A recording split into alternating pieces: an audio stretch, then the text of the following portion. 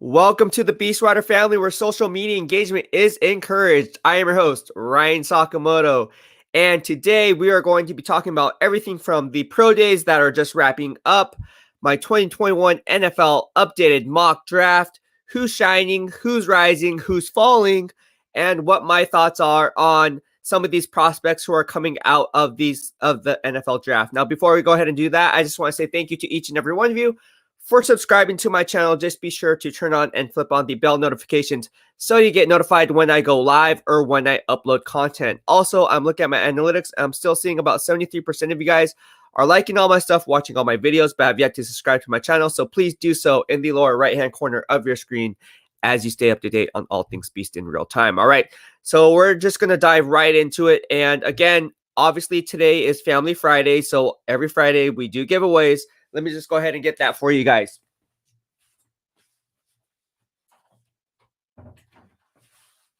All right, so for those who don't know, if you just recently subscribed to my channel, every Friday we do giveaways, and this week's giveaway is this 49ers Fit founding member dry fit 49ers t-shirt. And again, we're giving away 3 of these bad boys. I used to work at 49ers Fit. I helped open up that gym. For those who don't know, it's the San Francisco 49ers home gym here off Saratoga Avenue in San Jose. I have 3 of these bad boys. Don't even make them anymore.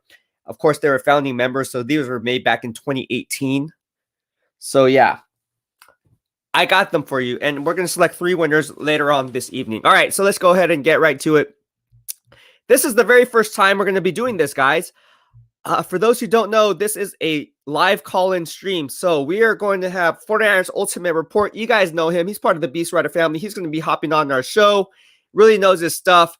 And again, if you want to join the BEASTwriter Family Friday first ever live call-in show, please do so. Just head over to StreamYard.com. And then there's a link there, and you can just go there and boom, you're in. All right. All right, let's get to some of your guys' questions. What William Roberts says, what's up, Ryan? What is going on? How are you doing? We have Lunar Mystic says, trade Jimmy G 5th and the 6th round pick for the 15th and 47th pick. Lunar Mystic, I'm pretty sure you do not like Jimmy Garoppolo. I'm just gonna leave it at that. I don't think you like Jimmy G, but I don't blame you. Jimmy G 6th and 5th. Lunar Mystic also says 15th and 47th pick. Vernon, wow, we got a lot of comments coming on here. All right.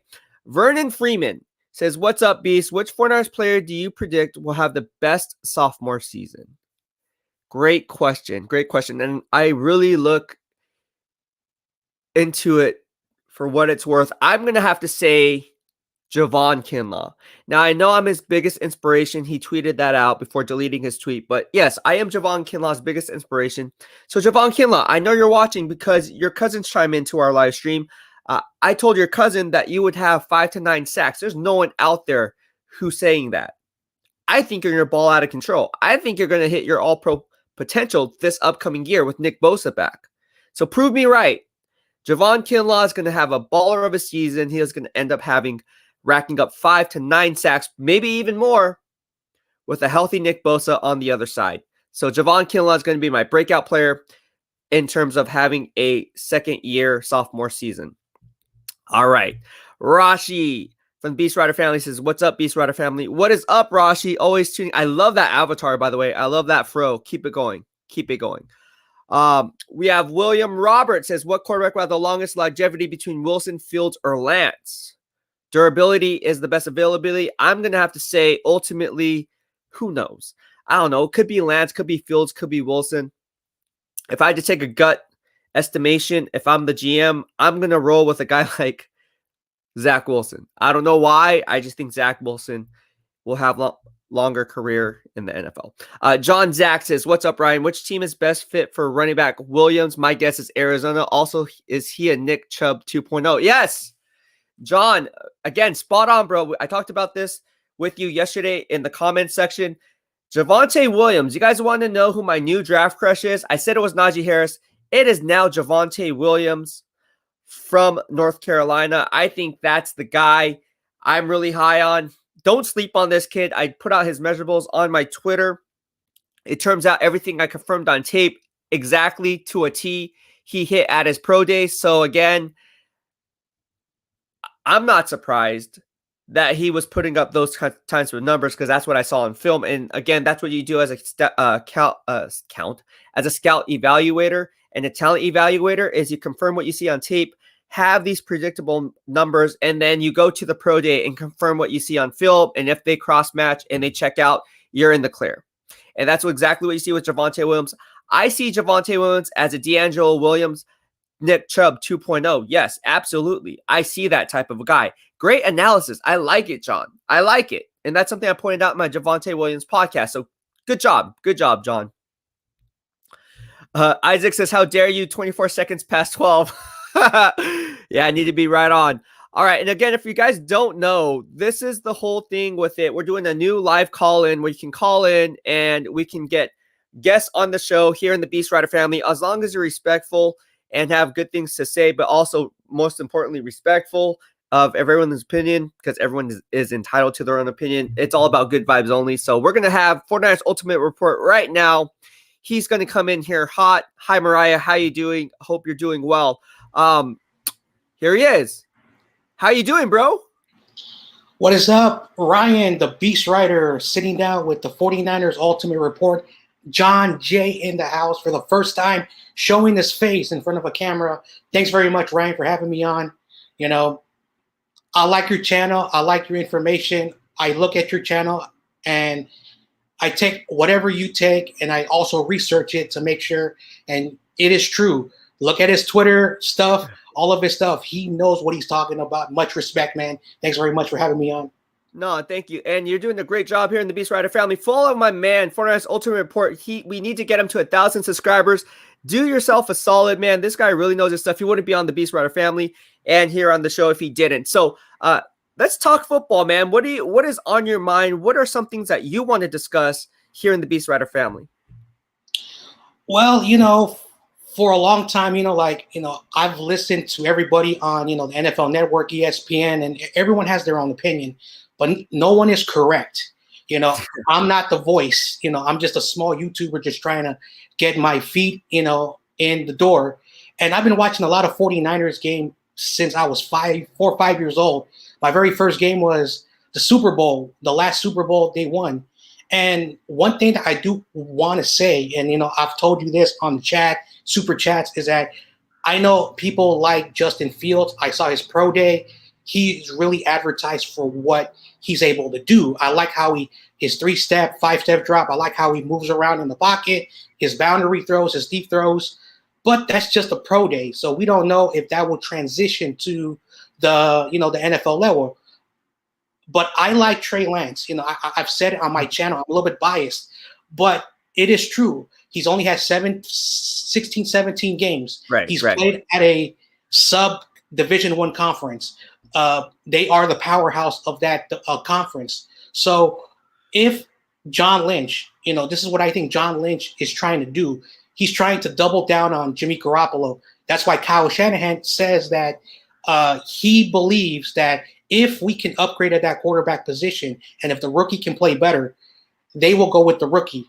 But at the same time, he's saying, Jimmy G is not a bad quarterback. So it's a very hard thing to try to understand. And I think I do believe where Kyle Shanahan, who's, I think, doing more of the team building than John Lynch, I do believe that it's either going to be Justin Fields or Trey Lance, because you don't trade up 2 future first-round picks and also that number 3 pick for Mac Jones, who probably will still be there at number 12.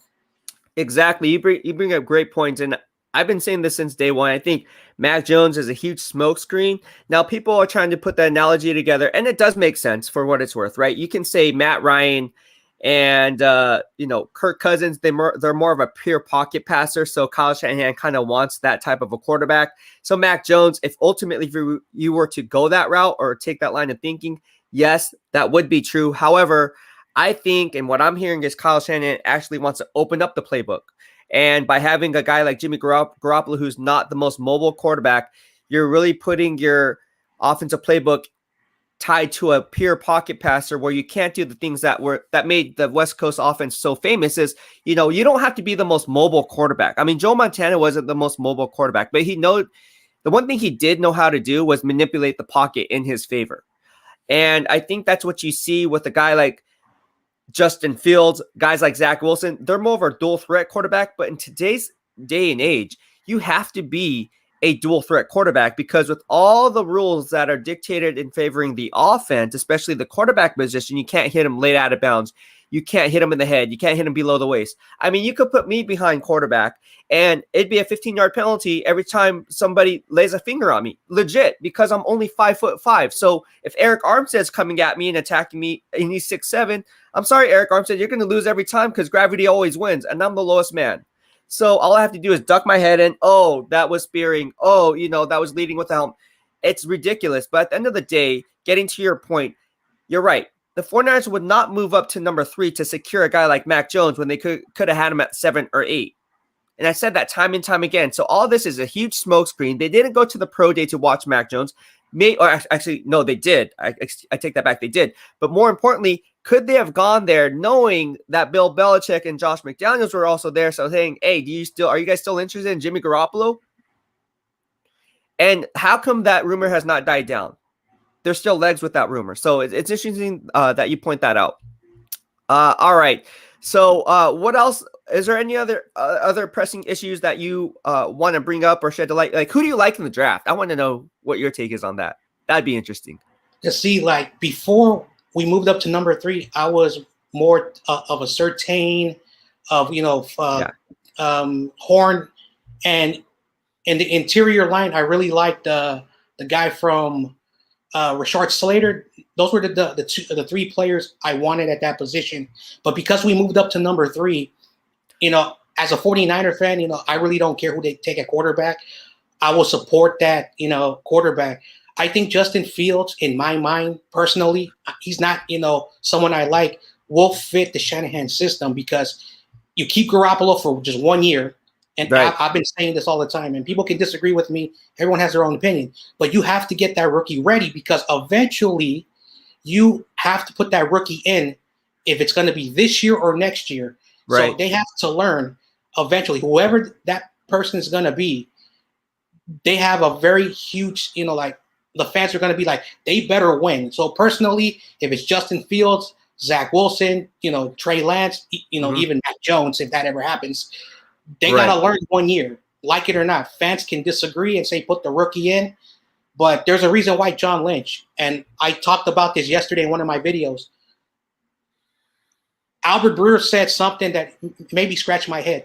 And I'm like, maybe that's why John Lynch has not traded him, because I think he wants too much for him. Because I don't think he wants to give up, pennies, for, so I think that's why one of the reasons why it's hard for John Lynch to let it go, because he's like, I brought this kid in, I want him to learn, and it is what it is. Now he's going to be 30 years old, so, people who say he's a rookie, no, he's 30 years old. He's been in the league for a long time. So that's all I want to say. So. No, you bring up great points, man. And I think you hit on the nail.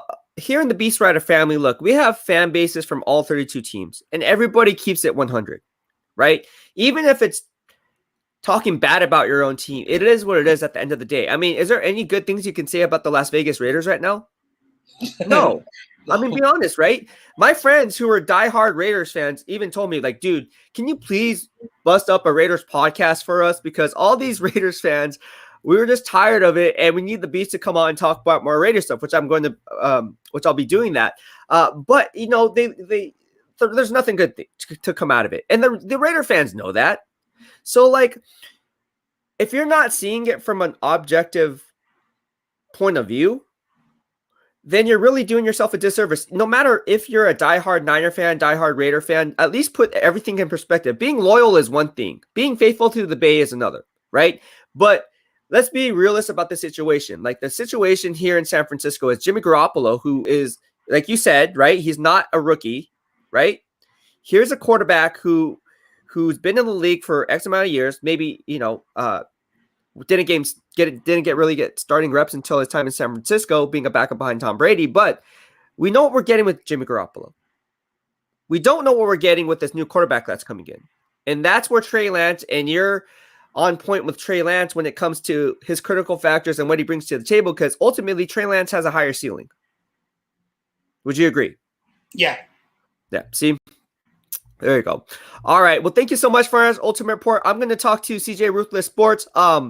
Sit tight. If you want to sit in the chat, just go ahead. I'll toggle back and forth between. There's a lot of people coming in this chat, but we'll toggle back and forth. But thank you so much for our ultimate report. Follow my man Fortnite's ultimate report. He's on YouTube, part of the BEASTwriter family. Thank you so much, and God bless. Yeah. All right, we have my man CJ Ruthless Sports now in. How you doing, CJ? Hey, what's up, bro? Nothing much, man. I'm kind of like getting kind of into that hype with the Justin Fields stuff, man. I'm not buying into it, and I'm not a Mac Jones buyer either. I'm more into the Trey Lance because Trey Lance is a fit.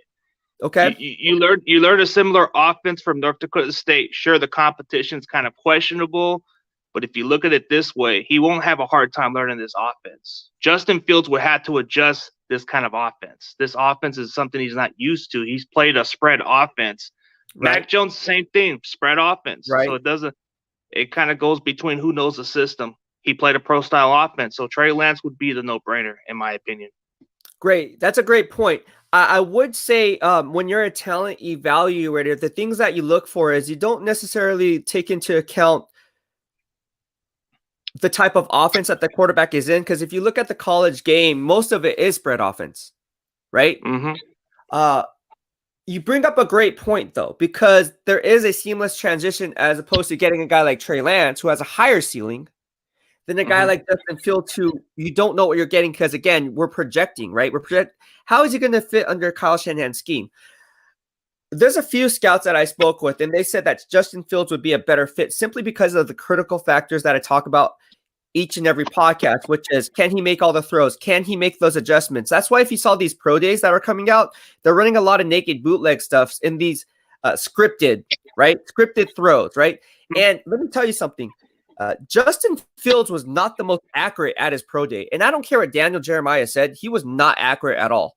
Like, if you see how Justin Fields was making some of those throws, and it's scripted, by the way, there's no coverage there. It's throwing on the wrong shoulder. The receivers have to pump their brakes on those deeper throws. Now, he did have a nice few deeper throws that were highlighted by NFL Network, but if you watch the whole entire pro day, you will know he wasn't the most accurate. But with that being said, I do think he has the critical factors that Kyle Shanahan and John Lynch like for that offense. Now, again, if you were to tell me who would be a better fit right now today, like if we were just to play 11 on 11 and say, who would you want a quarterback to go out and play my system? Of course, it'd be Trey Lance because he understands it, right? That's like legit step on the field and go play, right? Little to no guesswork in the type of playbook, the type of runs that are being coached up, how to drop back, how to leverage your, coming in and out of their breaks with the wide receivers and so forth. So I think that Trey Lance would be a better fit today, like today. However, yes, I think in the long term, I think Justin Fields would be the smarter play. And if you were to, and that's a decision that John Lynch and Kyle Shanahan have to make, because I'm hearing that they're not set in stone on who they're taking at number 3 if Zach Wilson's not there. I'm told that there's actually some rift there, like one wants one and the other wants the other. So now it comes a game of who's going to win that power struggle, because ultimately John Lynch is the one that makes the decisions, but ultimately Kyle Shanahan is actually the one making those decisions. You see what I'm saying? Yeah. Kyle has the full power of control, but right. Lynch does pick on what he wants, but sometimes it goes the other way. But I think it has to be the head coach with the most power. So usually it's the one with the final say. So you think Trey Lance is going to be the pick? My question to you is, do you think it was worth moving up to number 3 for Trey Lance and giving up 3 first-round picks if that is indeed their target? Or would they have been better suited to trade with like maybe the Carolina Panthers, who also need a quarterback, but they need more draft capital in return based on the needs that they have? And maybe GM Scott Fitter could have been like, okay, I'm willing to move back a few spots and maybe pick up a guy like Mac Jones at number 12 and still yield less draft capital in return, while the Niners still get Trey Lance at number 8. I think Justin Fields is just more like he's got the raw upside. They see a little more comparisons of a Deshaun Watson clone with just the skill set. Maybe he could be as good as they are, but I just think he needs a little more of the quick release, man. The release needs to be quick off the ball. He can't be holding on to the ball too long. I mean, I do like to see the guy succeed, no doubt, but Ohio State quarterbacks, I just don't trust them. I mean, I'd rather take a Michigan quarterback over any Ohio State quarterback any day of the week. But Justin Fields needs to prove me something. Mac Jones, I'm not convinced with him either. So I'm just saying that if it came down to who Shanahan likes, of course Mac Jones would be the typical fit. But if you're giving up for a number 3 pick, you're out of your mind. No. I would wait until the number 12 pick to get Mac Jones. Right. But if I had to choose the upside, if I had to choose the one guy who's going to lead my franchise for decades, I'm going to take Trey Lance because I know what I'm going to get with Trey Lance. The offense, he's already ahead of the playbook. So why would I want to take a guy like Justin Fields who's going to have to learn this new offense? I would not argue, but I would say this. I would say the line of thinking behind what you're saying makes perfect sense. It does. It makes perfect logical sense. It's like when you go to a new job, right? And you have a new project and you're like, I'm just going to roll with the guy that does the, that already knows the work. I don't have to teach him anything new, right? He just has to do it. But when you have a guy like Jimmy Garoppolo on the books who's there for one more year, I keep on saying one more year, it's going to give that quarterback some time to kind of adapt to whatever it is they're trying to teach him there. Now, if that's Trey Lance or if that's Justin Fields or if that's Zach Wilson. So the question remains to be seen. I think it all depends on what happens with Jimmy Garoppolo. I still believe that Jimmy Garoppolo needs to be moved from San Francisco. I mean, I hate to say it. I mean, the guy is a great guy. I know him personally. Was here the first day he came to San Francisco, asked him that Tom Brady question.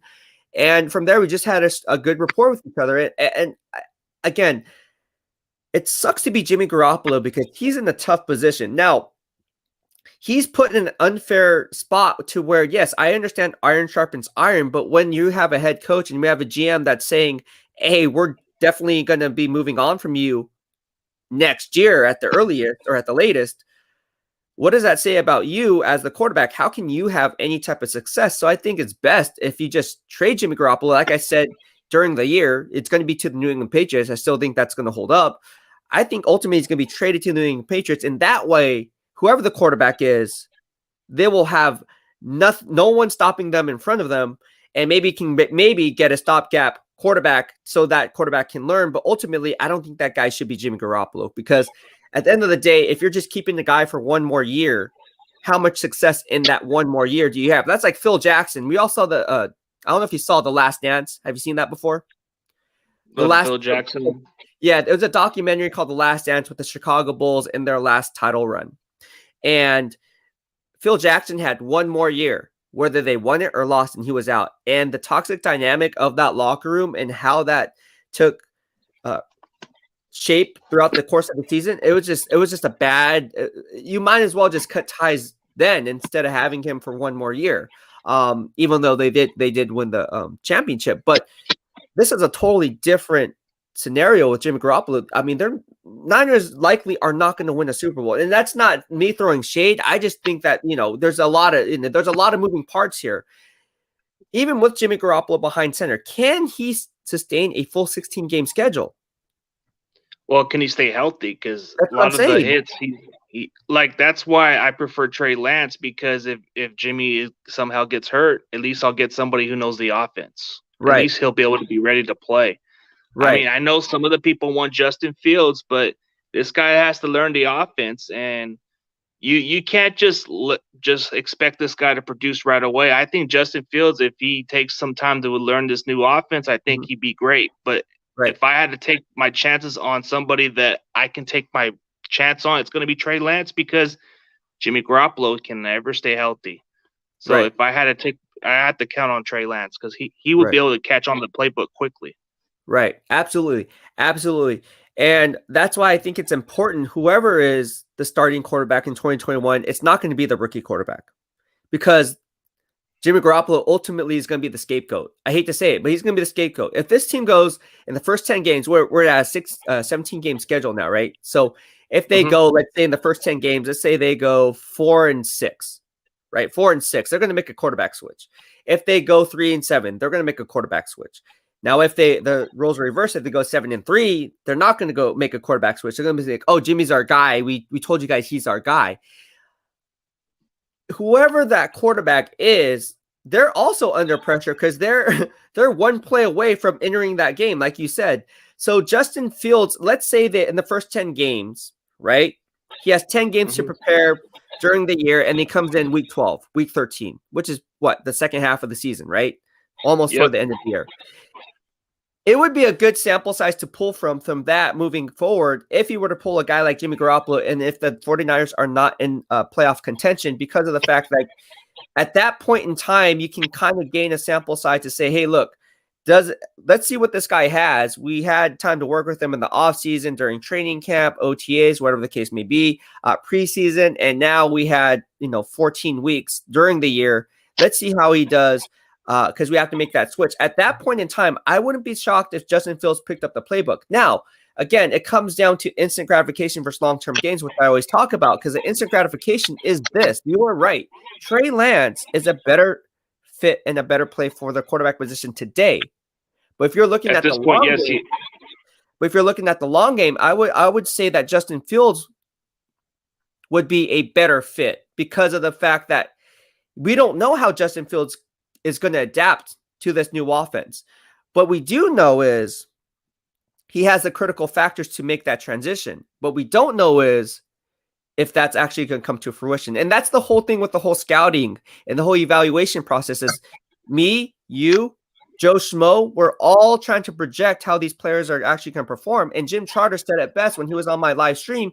He said it, how many quarterbacks actually pan out?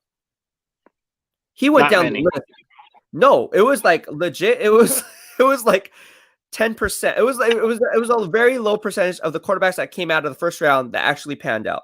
And that's why all these quarterbacks get pushed up the draft board, because of the fact that if you're a GM picking at the top of the draft, odds are this is probably your last year as GM anyway. So you're going to swing for the fence. Prove something, yeah. You see what I'm saying? Yeah, you got to roll that dice. You got to roll that dice, take that chance, and hope for the best. But if it doesn't pay off, at least you came up with something to prove. And then, but if it pays off, then that means you're getting a big reward. But but I guess John Lynch and Shanahan are just fighting over a quarterback. No, I want him. No, I want this guy. No, I want this guy. Right. Absolutely. Well, thank you so much, CJ Ruthless Sports. I know you've been wanting to come on the show. CJ Ruthless Sports, if you guys don't know this guy, follow him. He's on YouTube. He's on Twitter. Follow CJ Ruthless Sports. And again, thank you so much for hopping on the show, man. Appreciate the love. Good show, bro. All right. Take it easy, my man. All right. So Nasi, we're going to start answering your questions. Thank you so much, CJ Ruthless Sports, 49ers Ultimate Report. Again, if you want to hop on the live stream, you can go ahead and do that. Just go to the call-in right here, StreamYard.com, and blah, blah, blah, blah, blah, that Alpha New York code. All right, Nasio707 says, yo, Beast, people say that Trey Lance has the biggest upside of all the quarterbacks in the draft. Do you agree? Why do you think so? And who's your Trey Lance comp? Yes, I've been saying this since day one. I think Trey Lance has the highest ceiling of any quarterback in this draft class. And getting back to your second question, why do you think so? Well, again, it comes down to what I like to call the critical factors. He can make all the throws. His athletic ability is bar none. It's ridiculous. He can extend plays with his legs. Obviously, we know that. He knows how to manipulate the pocket. He keeps his eyes down the field. He is a little bit raw. I will say this. He is a little bit raw, but that can be coached up at the NFL level. Any NFL coach can tell you that and would tell you that. So with that being said, I like Trey Lance. I think he has the best upside of any quarterback coming out of this draft. However, if you're picking at number 3, I'm not looking at upside. I'm not looking at potential more so than I'm looking at getting a sure thing, especially if I'm going and trading up 3 first-round picks just to move up 9 spots for a quarterback of the future. Interesting stuff we got here. Drew Burrows from the BEASTwriter Family. What playmaking ability skills does Mac Jones possess when the pocket collapses or play breaks down? None. He's a pure pocket passer. Especially with these NFL edge rushers, the way they're built today, good luck. Vernon Freeman from the BEASTwriter Family. Jamar Chase is my draft crush. Who is your pro comparison for him? Vernon Freeman, thank you so much. I actually did a podcast on that about a month and a half ago on my comparisons for Jamar Chase, Devontae Smith. I said Devontae Smith is my Marvin Harrison 2.0. I look at Jamar Chase. I see the next Reggie Wayne. So 2 Indianapolis Colts comparisons there for you. Rexy Superman, thank you so much, Vernon. Appreciate the love. From the BEASTwriter Family, it's Justin Fields at 3. Don't overthink this pick. I think it's Justin Fields at 3 too. Isaac V. Now watch it be Trey Lance. Isaac V. Shanny has admitted attending certain pro days to throw people off. Sims admitted to not giving Ayuk press because he knows Shanahan had him pegged as a late round steal. It's laid out for us. Okay, cool story. Possibly. We'll see how it goes. Shanahan wants someone who can run the entire book, not just screens and play action checkdowns. Exactly. I agree with that 110%. All right, my man Alex Faulkner from the BEASTwriter Family. Beast, hope you're good, brother. Happy, good, and aloha Friday. We getting Pitts? Just kidding. We're getting Fields, and I'm all about it. Much love. Yes. Mahalo, thank you so much. And yes, I do think it's ultimately going to be Justin Fields because, again, why would you trade up 3 first-round draft picks and a third-round pick next year, mortgage your future with 4 draft picks total for a guy that you could have got at 7 or 8? Why would you do that? It doesn't make sense. It doesn't make sense. And yeah, I'm trying to rationalize it, but it just doesn't make sense. Now, I'm not saying Trey Lance is not going to be the pick at number 3 because ultimately it could be the pick. I don't know. We don't know. But my bold prediction was what? If you watched my earlier podcast yesterday, you would say it was what? 3 bold predictions is what? Justin Fields gets picked at 3. Fred Warner stays in San Francisco. Jimmy Garoppolo gets shipped off to New England. They use the money to re-sign Fred Warner and then contract extension. Boom. Tommy Huxley, thank you so much for the super chat. For all you guys want to know what a super chat is, this is a super chat. It's a highlighted super chat. So if you like the work, like the channel, like the BEASTwriter movement we're striving to build, consider sending me a super chat. Thank you so much for your generosity, Tommy. I really appreciate it. He says, John Jay and the Beast, great football minds. Yes, if you just missed it, we had my man John from the 49ers Ultimate Report, part of the BEASTwriter family, of course, here talking to us. And again, this is the first live question and a call-in. If you want to go ahead and do that, just go ahead and look at that ticker right here and just go to a new web browser, open that up, and you'll be entered into the chat. Just be respectful and courteous of everyone's opinion. All right, Rexy Superman. Fields is a baller, a leader, a tough SOB. I love it, Rexy. I talked to you yesterday on the drop-down comments. Thank you. I love talking to you, man. You're awesome. John and Kyle hit gold with their last OSU draft pick. It's Fields. Thank you. And I have some ties to Ohio State, for those who don't know. But you guys know that. I have ties to a lot of college teams, players, and their coaches. I can tell you this. Great point that you're pointing about that Nick Bosa now. Going number 2 from the Ohio State University. They've been dipping in that pool for a long time. And that's just because it's the Big Ten. It's because the Ohio State University. I mean, just go down and look at the scouting department who's been there. Look at the rapport that they've built with those coaches and that coaching staff and the personnel department over at the Ohio State University. Just saying. All right. Great analysis there. Drew Burrow says, Fields or Lance? I'm good, 100. David Velez, thank you so much for the super chat. I really appreciate the love, my man. He says, no one has mentioned the fact that these top 5 quarterbacks all want to go to San Francisco. San Francisco is like a mecca for these rookies. We're the only Super Bowl ready team in the top 10. How does that affect the draft process? Great question. One, you're correct. The Niners are the only top 10 team drafted in the top 10, only team drafting in the top 10 to be considered a potential Super Bowl contender. So you're correct and spot on that. How does that affect the draft process? Well, not so much. I mean, these players don't have any leverage in where they go. Now, are you going to see some of these guys hold out and be like, "Oh, I'm not going to play for the New York Jets, and I'm going to hold out because I want to play for the 49ers." I don't think you're going to see that with any of these top 5 quarterbacks who are coming out. So, with that being said, they're just going to fall where they should. Trevor Lawrence is obviously going number 1. Number 2 with the New York Jets. If they take a quarterback, now there's talks that they're not even going quarterback at number 2, which is fine too. Then there's Zach Wilson. Discussion starts creeping in the back of people's minds, but ultimately, I think Zach Wilson's going to the New York Jets at number 2. Niners get Justin Fields at number 3, or Trey Lance, who will pick your poison. Now watch it be Mac Jones, whoever the guy is, and they're just going to roll that way. But thank you so much, David Velez. I appreciate your generosity and your BEASTwriter family generosity.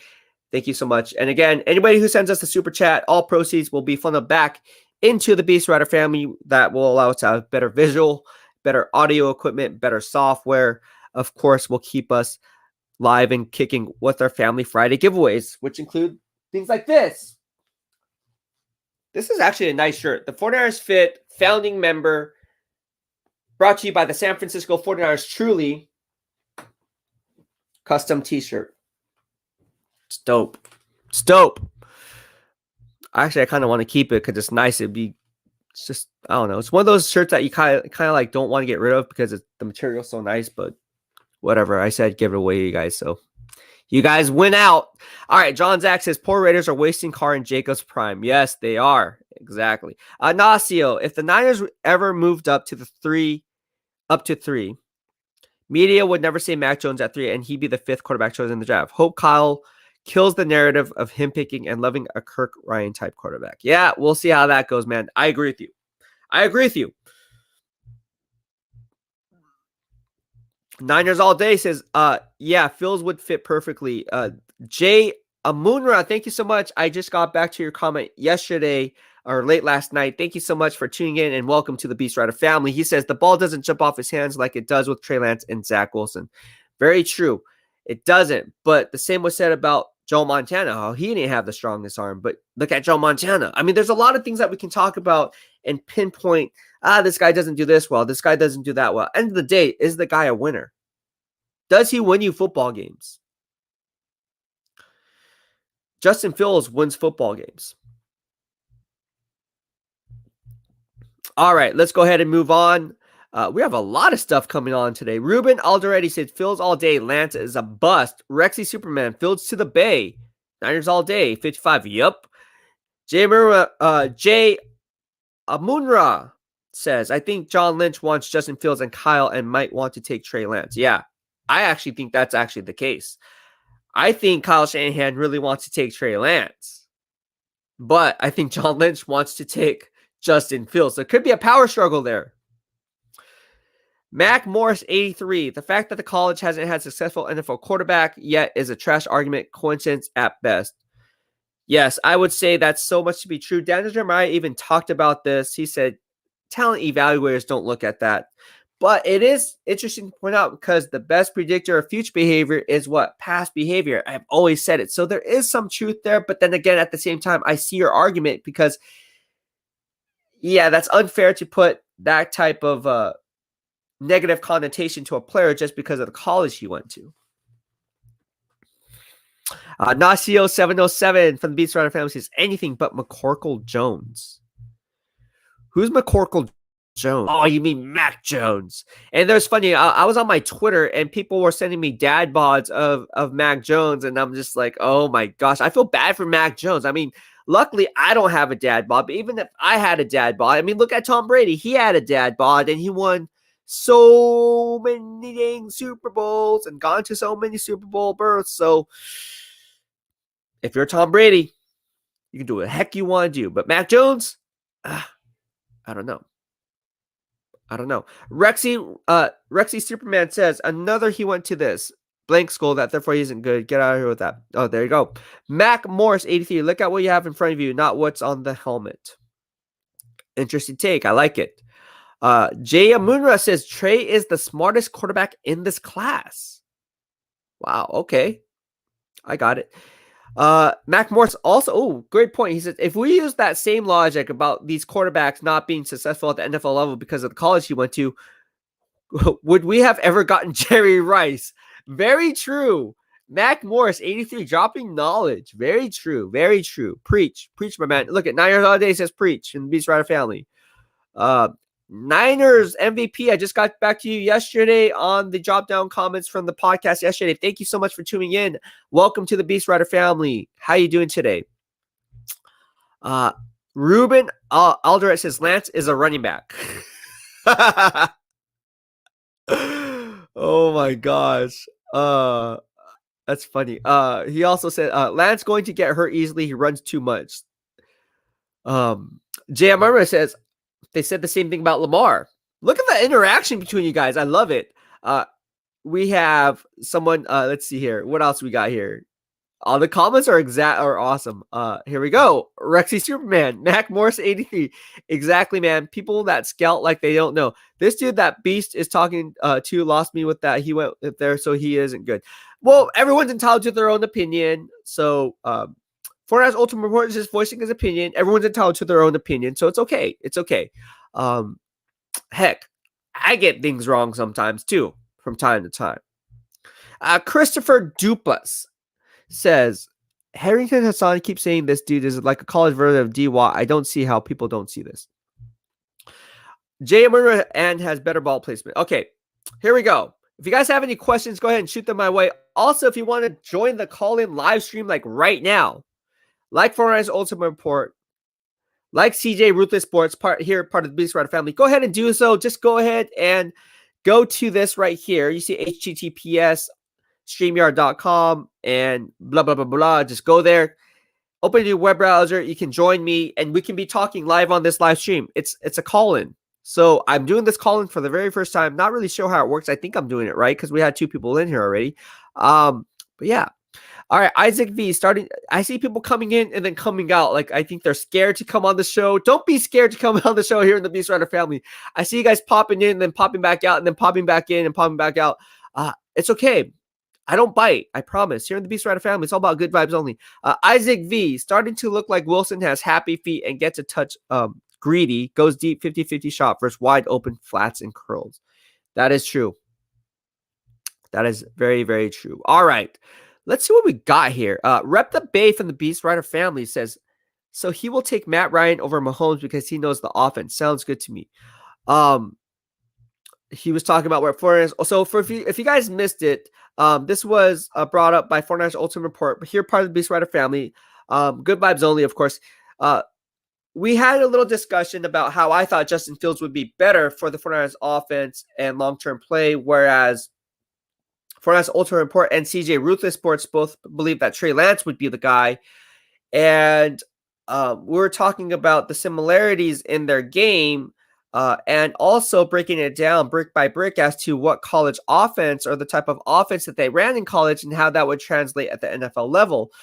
And CJ Ruthless Sports was saying he believes that Trey Lance is a better play simply because of the offense. So you know what you're getting. There's no guesswork involved. That's a good point.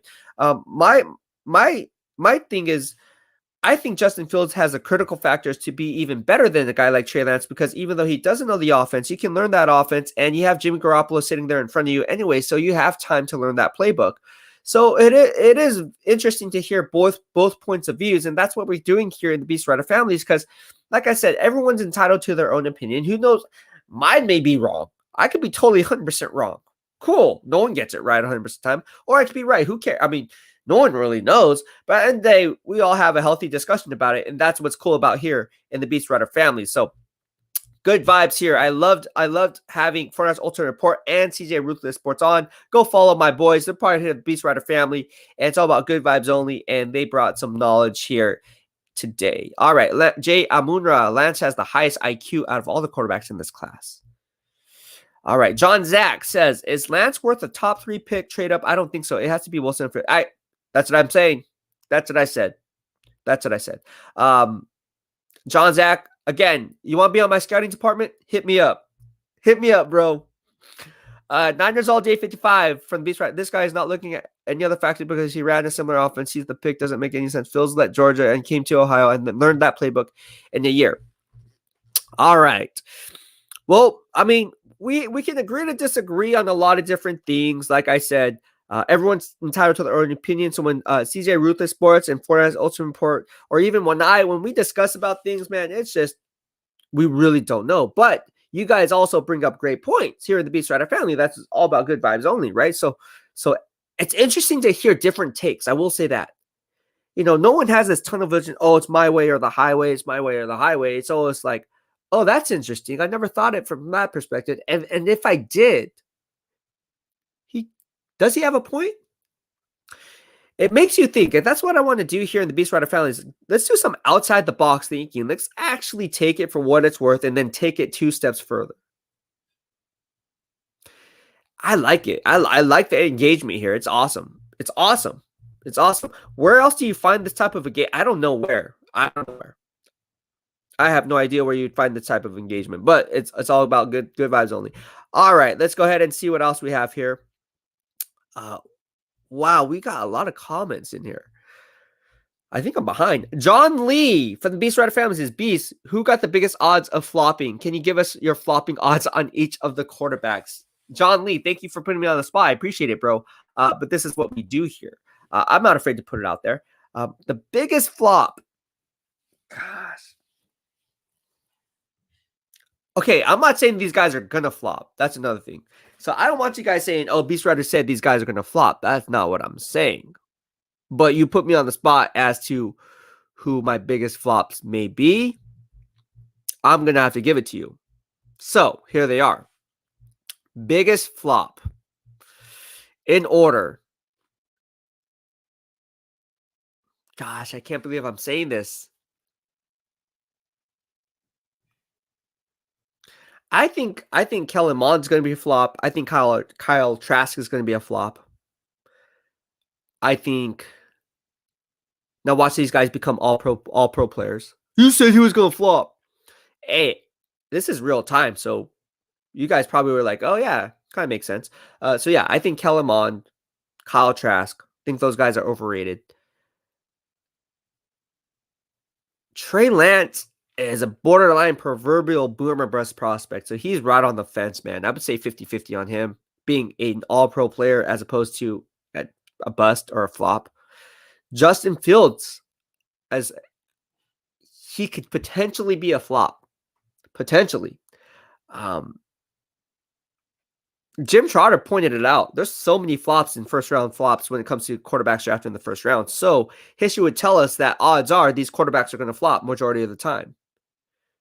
The only one who I would say is the least amount to flop is Zach Wilson, in my opinion. Zach Wilson is probably the least floppy.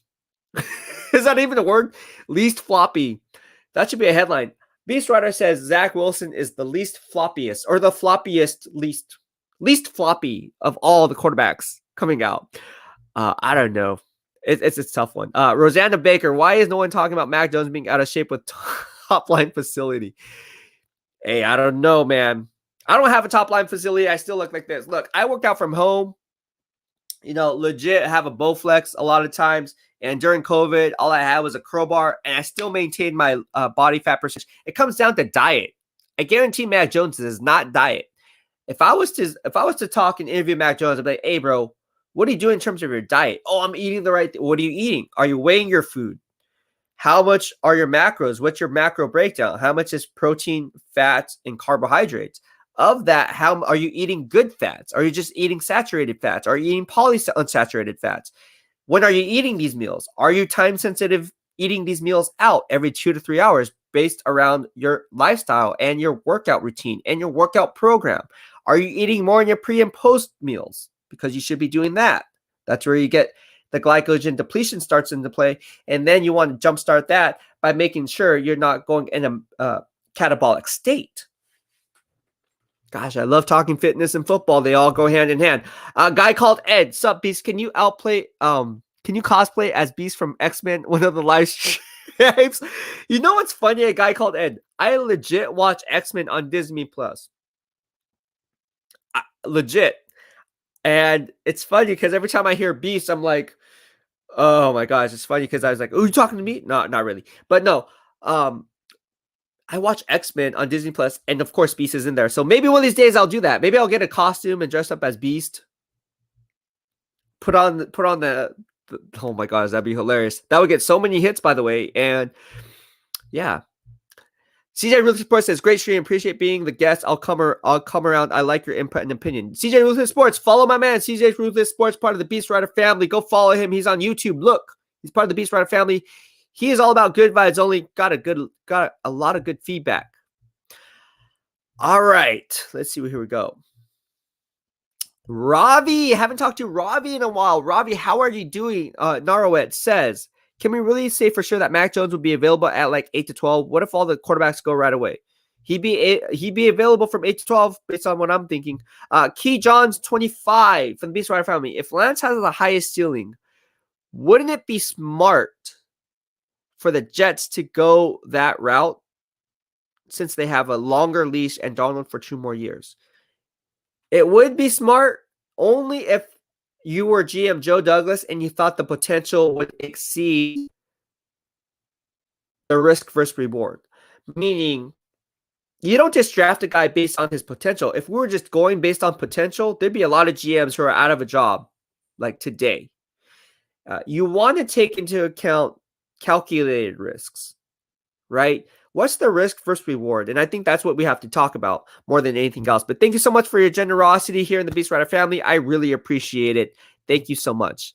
Wow, we're getting a lot. Another super chat. Thank you so much, Brandon Green from the BEASTwriter family and your generosity. Mahalo, mahalo. I'm pretty sure Kyle's dad was at Justin Fields' pro day. Was he? I did not know that. If that was true, wow. Interesting. Thank you so much, Brandon Green. I'm going to put this up there for a little bit. Interesting. If Kyle Shanahan's dad, Mike Shanahan, was at Justin Fields' pro day, that must tell you something. Jason Ellsworth, thank you so much for the super chat. I appreciate the love, my man. And welcome here on the BEASTwriter family on this Family Fridays. He says, just wanted to say, love your podcast. And thank you for replying to my comment yesterday on one of your podcasts. You're awesome. Keep it up. Thank you so much, Jason. And I really appreciate the love. That's the whole part of being part of the BEASTwriter family here is good vibes only. Everyone's entitled to their own opinion. I don't want people to be afraid of what others may say or think. That's not how we do things here. So again, everyone's entitled to their own opinion, and just be respectful for it. So thank you so much. I appreciate you, and I'm honored to have you here in the BEASTwriter family. Thank you so much for your generosity in sending the super chat. And again, if you like the work, like the channel, like the BEASTwriter movement we are striving to build here on BEASTwriter family, consider sending us a super chat. Thank you so much. I appreciate the love. Mahalo, mahalo. All right, we have a guy coming in, Mexican. I don't know. I can't say his name, but it's Mexican. Here we go. Mexican Genome 3. And you were on. How are you doing today? Oh, can you hear me? Can you hear me? Can you hear me? How you doing, boss? Connection good? Yeah, we're pretty much good. I think there might be some lag here, but I just want to say, yeah, I think it's lagging. The connection's bad. Can you hear me? Can you hear me, bro?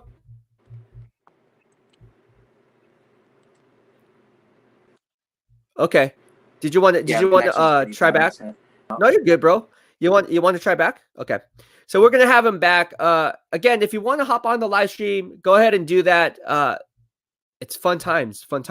Rashi, I'm thinking they trade up to 3 to get Zach Wilson. I think that he reminds Papa Shanny of Steve. Thank you. And Kyle agrees.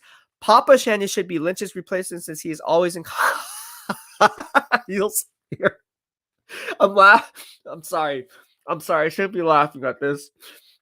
I'm laughing because it's true. It's true. All right, Dave Montgomery.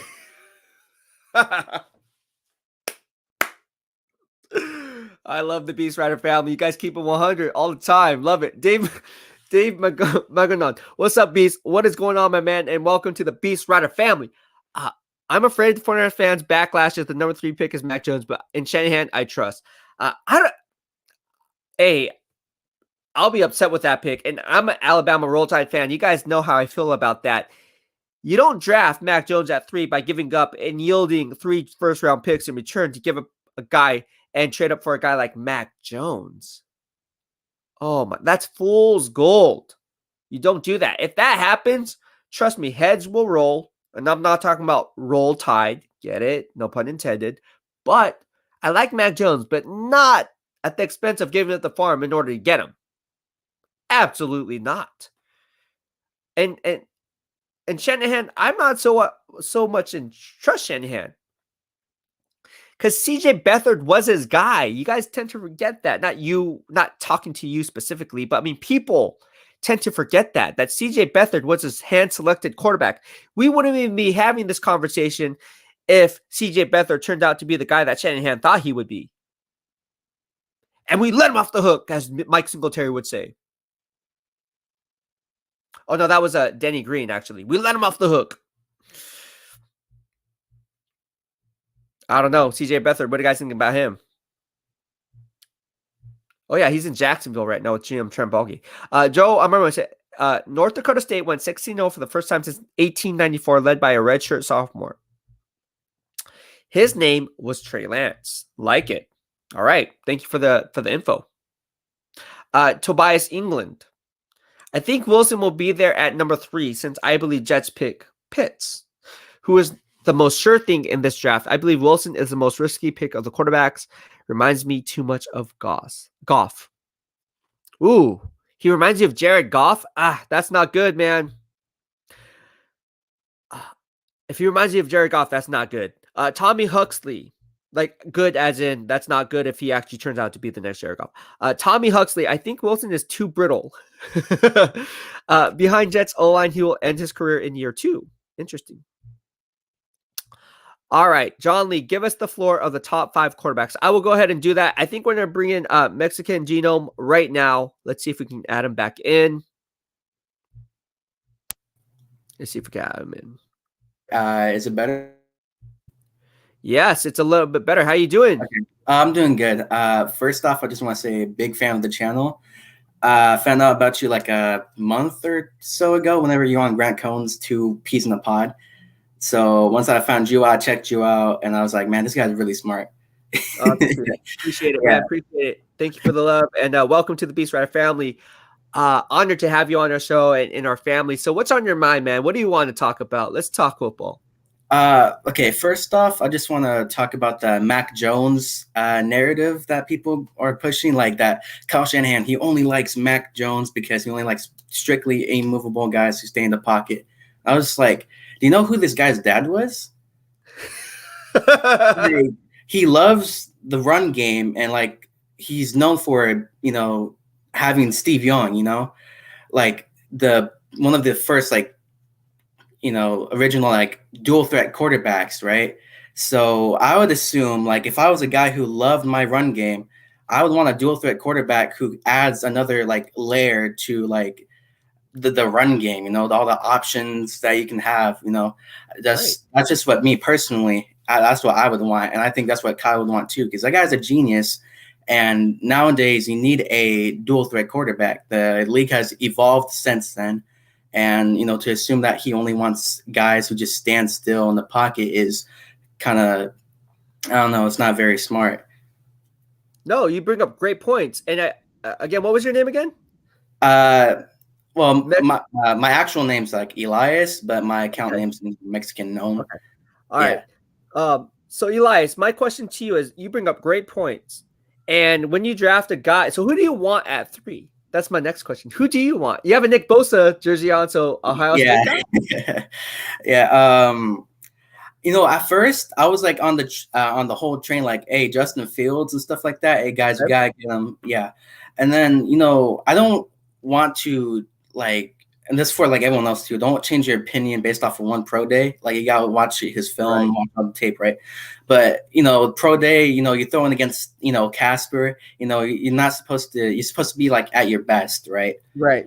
Justin Fields, like, I wanted to deny it, but it's like he kept on like throwing in front and behind people, and I just found that very annoying because I used to play football too, and like whenever someone did that, I just I should be able to make that catch, but I shouldn't have to be in that position. Who'd you play for? Who'd you play for? Just by curiosity. Oh, I didn't go to the college level. Like, I'm still a kid. No. I know. Did you play high school or middle school or anything like that? Yeah, middle school through high school as a running back, linebacker, actually. So I played both positions. Yeah. You like to hit people? Don't hit me. Yeah. Don't hit me. We won't do the nutcracker drill anytime soon. I promise you that. Awesome. That's cool. So you can see things from a player's perspective, even though you didn't play at a D1 school. I get it. But you still see things that other people may not be able to see. What exactly do you like about some of these quarterbacks that are coming out? So if you're not high on Justin Fields, it seems like you're trending that way because he's inaccurate at his pro day. And I agree with you 110%. I said the same exact thing. And my buddy was the former CCS Player of the Year just 3 years ago, coming out of Piedmont Hills High School. I talked to him. I said, hey, this guy's not doing it. We were watching the pro day as we're working out together. His name's Gabriel Reclusado. He's part of the BEASTwriter family here. And he's like, dude, you're right. And I was like, dude, he's like, we're seeing the same things and same thing that you're just seeing. And you played the game.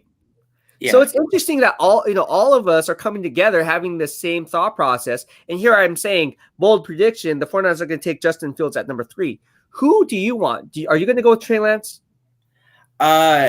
Actually, yeah, that's what I was about to get to. I was leaning that way. Also, another thing that I found interesting to think about is I think Kyle was a really prideful guy, really cocky guy. So who do you think would be the perfect guy for him to pick? And if he works out, that he can flex his brain muscles, it'd be Trey Lance.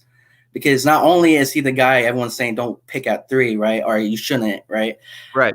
I think he most people say he has the most upside. And when I watched his pro day compared to Justin Fields, I was like, okay, yeah, he missed a couple throws, but whenever he made his throws, they were right there in the basket, always right there, pinpoint right there. But of course, he'd miss some out routes and some stuff like that. But I feel that can be let's say this, right? So let's say you get a turnover, right? But you're on your own side of you're on the 5-yard line, right? On your side, right? Right.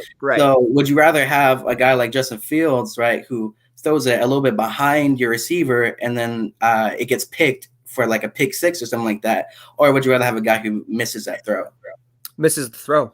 Yeah. So that's what I was thinking. I was like, I think I'd rather have a guy miss a throw than him to throw behind, the dude. And then, I get 6 points that way. So that's one thing I think about. So no, it's good. It's really good that you point that out. There's a question here. It says, "Hey, BEASTwriter, how come nobody's talking about Mac Jones' DUI? Did you know about this? Because I didn't know about this. Did you know he had a DUI? Yeah, I knew about that. Yeah. So when did this DUI take place? Do you know? I'm not sure, but I heard about it a while ago. It's been really? I didn't even hear. So this is bad. I mean, that can't be good for Mac Jones. If I'm a talent evaluator, obviously DUIs happen, but I'm surprised I didn't even know about this. Maybe I'm just too caught up on these live streams here. I should know about this, but that's interesting. I don't know why. I don't know if it's a racial thing or not, but it is interesting to point out that didn't happen. All right, so you bring up guys like Trey Lance. I like you. I like what you had to say. You're very smart. You seem very bright. Elias, is it right? Yeah, Elias. Yeah. Keep up the good work, man. And do you have a YouTube channel or anything that you want to promote or anything? I mean, what are you doing? Do you live here in the South Bay, in the Bay Area? Where are you at?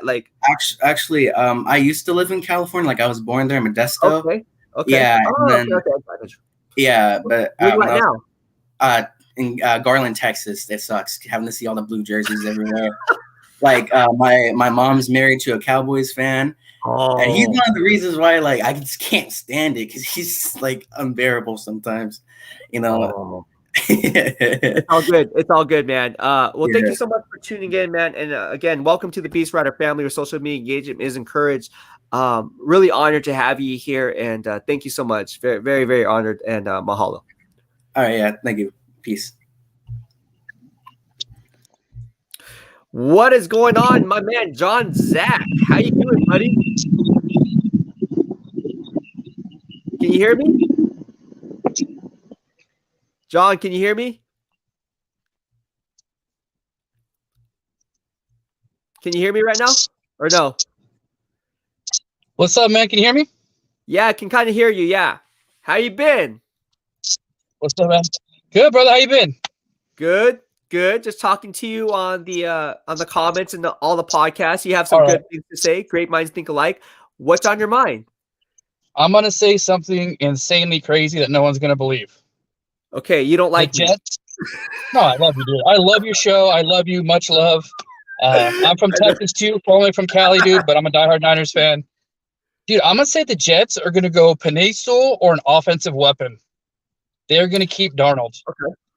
Okay. I don't know why I have this feeling. Okay. It's just something that came to me today, and I'm like, I feel like the reason they're going to stick with Darnold is he's already up on their 2021 for their tickets, so they're already trying to sell Darnold for next year. Why not?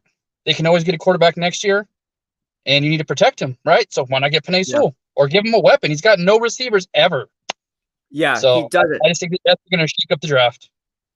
That's a great point that you put out. So this is what happened, right? So initially, if you watch my first mock draft 1.0, I have 3 mock drafts. This is mock draft 1.0, first one. I said it was going to be Penei Sewell at 2. I thought they were going to keep Sam Darnold and roll with Penei Sewell. The problem that I'm having is I'm fighting with myself on that pick because of the fact that they drafted Mekhi Becton as a blindside left tackle out of Louisville as a first-round pick last year.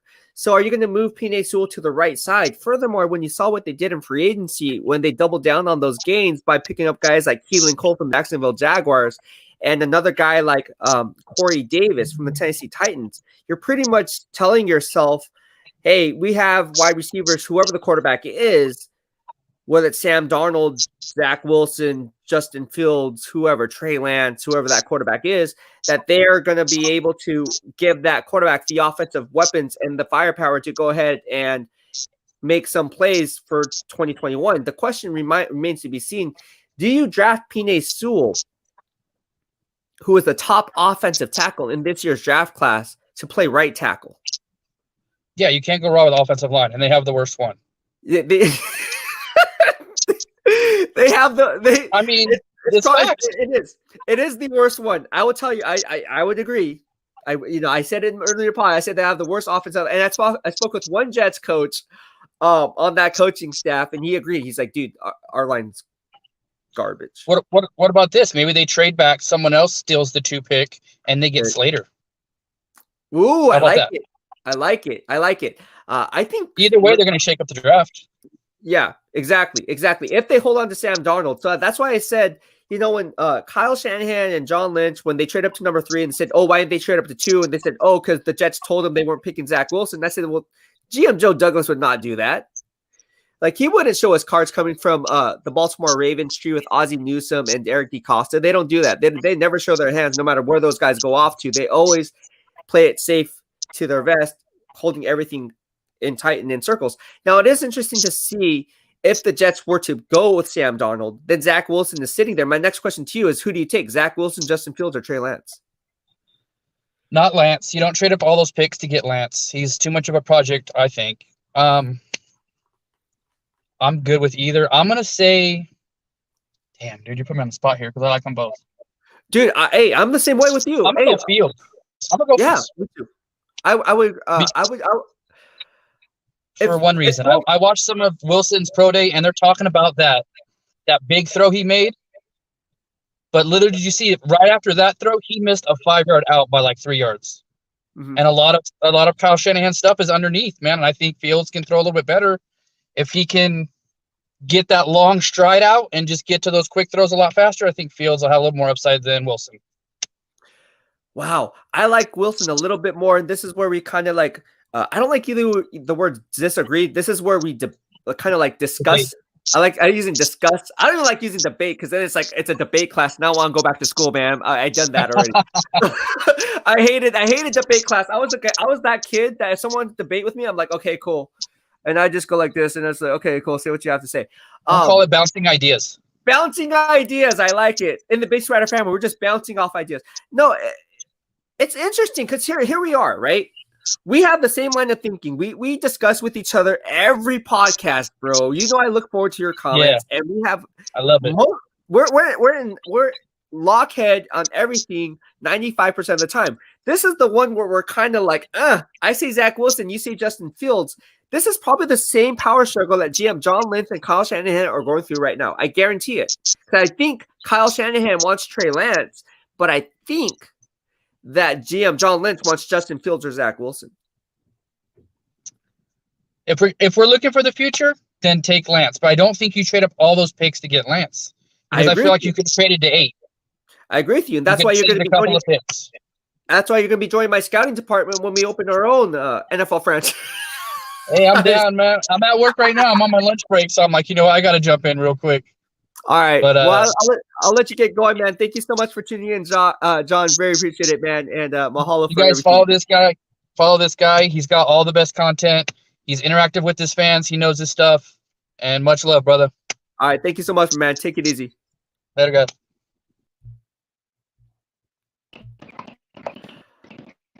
Hey, what's going on, Hey, Gustavo? How you hey, doing, my man? I'm doing good, How and you you? doing? Good, man. Good, Good. good. Thank you for helping on the show, man. Appreciate the love and welcome to the BEASTwriter family. So, what's on your mind? What do you want to talk about? I know who you are personally. Obviously, I see you on a lot of podcasts, so Yeah, love it. Go ahead, spit yeah, your yeah. game, bro. This is not your first Well, rodeo. it's so hard not to not talk about the Mac Jones talk. Honestly, it makes me sick to my stomach. This is going to be the longest month as a fan of my life. Uh, it's like if they pick Jones, I'm on the verge of not even being a fan anymore. If Uh-huh. they pick Jones, I think John will be fired in 1 year and probably fired in three. It just makes no sense. I don't understand how after the college football season he was a third, fourth round draft pick at best, in my opinion, and then as time started going, it started creeping into the second, and then I started hearing late first, and then I started hearing uh 10 to 15 range, and I was like, whoa! And then the night straight up, the next second top five, top three, and I'm like, what the heck is going Yeah. on? It Yeah. makes no sense how the media is Yeah. just talking, drooling over this guy, and Yeah. it's and you brought up earlier that your guest you had that you didn't know about the DUI. It was Yeah. actually it was a DUI, and I believe he got pulled over driving, and it was a car accident. So and to me that's a bad look because we passed up on Dak because of a DUI, I believe. And since the Niners seem to be so worried about character issues, like you just and he's not talented in my opinion. It's the most important thing of all. Yeah. I just don't get it, man. I'm It, sorry. I just had to get that off my chest. No, you're good. No, I mean, this is what it's about. No, don't be sorry for anything. Everybody's entitled to their own opinion. Everybody has a voice here in the BEASTwriter family. Like, even like I said, my voice is the same as yours. Just because I have the platform, don't give me a bigger voice. It's not like I'm trying to talk. You know what I mean? That's not what. Go take that somewhere else. I mean, other people like to do that. That's not how I run my game, and how we do it here in the BEASTwriter family. It's all about good vibes only. So, no, thank you so much for your analysis and your input. And I would agree with you 110%. My question to you is, who do you want at number 3? To be honest, I think Wilson and Fields are going to be better quarterbacks than Trevor Lawrence. I agree. I Um, agree. I just don't see what's so special about Lawrence. People drool about him like he's the next John Elway, Andrew Luck, this and that. I just don't see it. I lean Wilson just very slightly over Fields, and I don't care. Well, we might not have a chance at Wilson, but I would want Fields at that 3 spot because I'm not gonna lie, I used to talk about smack about Fields, but then he proved me wrong in that game against Clemson. Mhm. I'm not gonna lie, my jaw dropped. I was like, "Wow, what the heck am I watching?" Dude, like, I'm not gonna lie, I was like, "No way, this guy sucks. Wilson's the second best quarterback." Blah blah blah. And he had that game, and it completely changed my mind on the way I look at him. And he's tough, something the Niners have not had as a tough Right. quarterback that can take a hit and get back up. Right. Well, all right. Thank you so much, Gustavo, for tuning in, man. And I appreciate the Yeah, love. Mahalo. And then welcome again to the BEASTwriter yeah. family. Keep up the great Very work. honored to have you. Thank you so much, my Yeah. man. Appreciate you. All right. We are having Rexy Superman, my man, coming into the live stream. I'm just going to pull him in here. And can you hear me, Rexy Superman? Yeah, I can How you hear you. doing, buddy? Hey, how you doing, B? Welcome to the BEASTwriter family, man. It's good to have this face-to-face engagement. Thank God for YouTube. Wow, this is awesome. This is my first time I'm doing this live call-in thing. It's a hit, apparently. Yeah, People, it's all. I've been talking to you over Twitter since 2016, so it's like this is the first time that I'm actually talking to you face to face. It's pretty sweet. dude, and Twitter unverified me. Did you see that? Did you know about the backstory No, on that? Yes. no. What happened? So I changed my name from BEASTwriter _ because it was BEASTwriter _ and I just removed the underscore and they unverified me for it. And now I'm trying to fight for it Oh, back, and they're not giving it back to me. Like, they're not have helping they me right said? now. No. They should though. I mean, they should. They should. They see your following. I don't know why they would do that over that little underscore. Because it was BEASTwriter _ Everyone knows it was BEAST, Yeah. and I just removed the underscore, and now if you look at it, it's just BEASTwriter, and I don't have the verified badge anymore. And then in the guidelines, it says they can. After looking back, it's like, why did my verified badge go away? Because after I changed it for like the next 3 days, it was fine. It was still there. Yeah. And then it said in the guidelines you could change it. So I was like, okay, so what's wrong? And then I had to ask friends who worked at social media like that knew about Twitter and said, no, oh, there's something in there. Did you see the help support? Like you had to go through like a stack of it's like finding a needle in a haystack. And in there it says for verified accounts, there's a separate little guidelines for verified accounts. It says, if you change your handle, you may lose your badge over it. But Wow. I know, but I was like, Yeah. it was just done. Anyways, I might put up a tweet later saying, hey, get me re-verified. I mean, there's people that are just helping me out. Hopefully it gets resolved, but they dude, it's been like 2 months. You have the fan base. If you put that tweet out there, we'll be up there. Hey, Oh, Twitter. man. Yeah, you got it. It's crazy though, because Twitter Verified even follows me. I even reached out to Twitter Verified and they haven't responded to me. Like they follow me because I'm verified. Okay.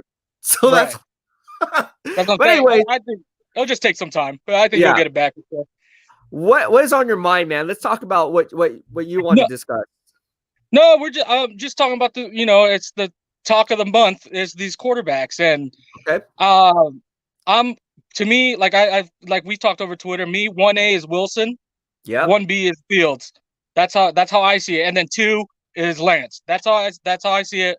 I don't see Mac Jones. I think it's all smoke screens going on right now, saying that he's locked to us. Like Dan Patrick, I guess just right now on his podcast said he claims that he got a text saying that Mac Jones at 3 is a done deal with the Niners.